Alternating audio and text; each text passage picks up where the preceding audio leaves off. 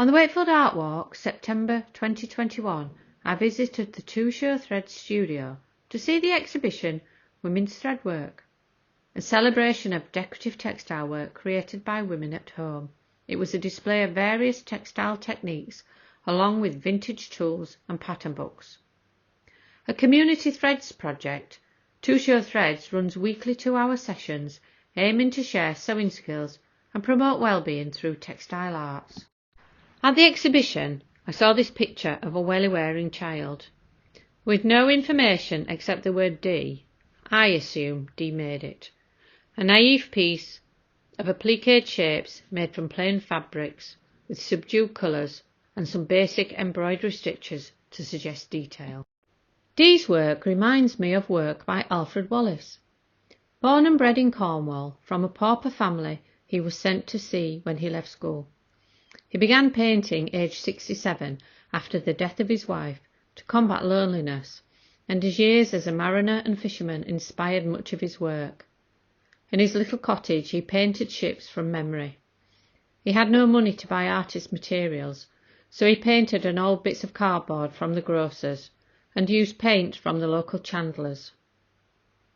When he saw the naivety of Wallace's artwork, Ben Nicholson was inspired to move to St Ives, which led to the rise of the St Ives Art School movement.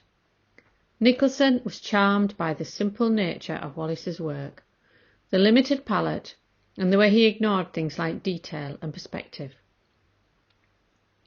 Wallace probably inspired the birth of the St Ives Art School movement, but didn't benefit financially from being part of it. He sold very little of his work. Living in poverty, he died in the Madron poorhouse. St Ives has been a popular venue for artists for hundreds of years, including Turner. It became a magnet for artists after Ben Nicholson and his wife Barbara Hepworth set up home there in 1939. There wasn't actually a school, but a collection of avant-garde artists who had in common a love of modernism and abstraction.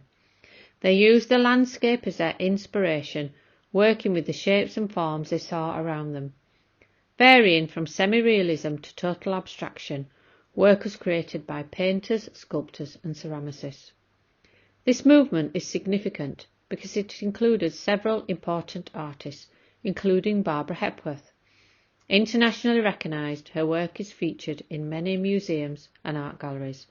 Several establishments are named after her, including the Barbara Hepworth Museum in St Ives, the Hepworth Gallery in her birthplace Wakefield, and even the Barbara Hepworth Building at Huddersfield University.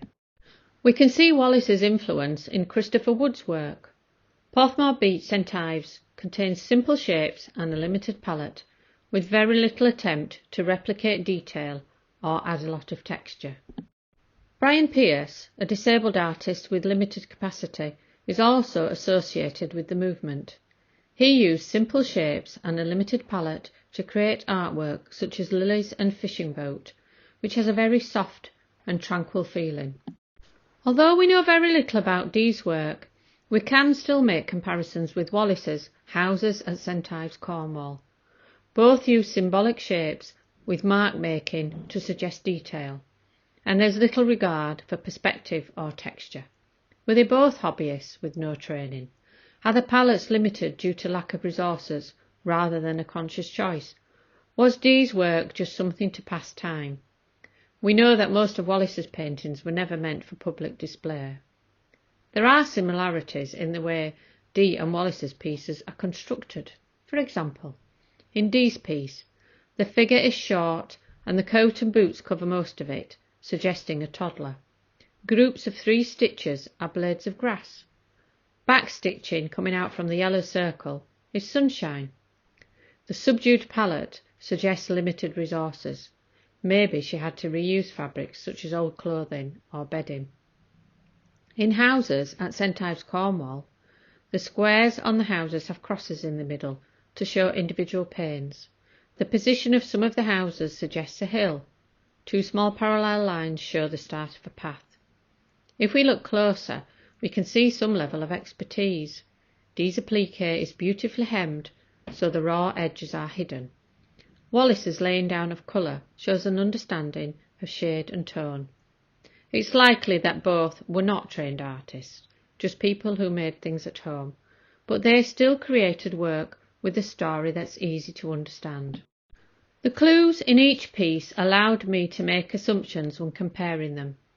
My conclusion is that creating art is accessible to everyone, no matter what their job, status or capacity, and that a lack of specialist equipment or specific training does not hinder creativity.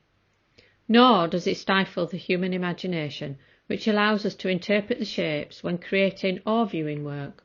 We don't need a lot of detail to enjoy a piece of artwork, because our brain will fill in the blanks and tell us a story.